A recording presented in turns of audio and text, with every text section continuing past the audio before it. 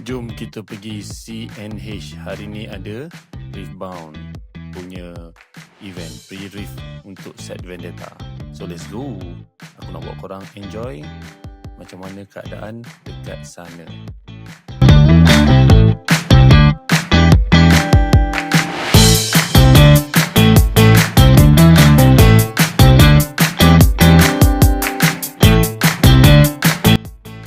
Okay, waktu ni aku tak bawa mic, so memang main-main je lah. Tapi yang penting, dia punya keadaan memang best. Ramai gila orang, dekat 64 players yang datang. So kawan-kawan lama semua ada. So jom, bawa korang pergi lagi.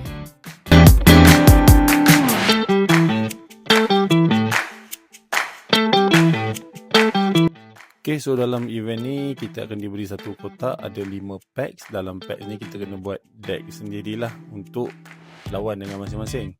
So ada 3 round. Ni dia aku tengah susun-susun nak buat deck. 3 round lawan, yang aku kalah 2, menang 1. So tu je lah guys. See you next time.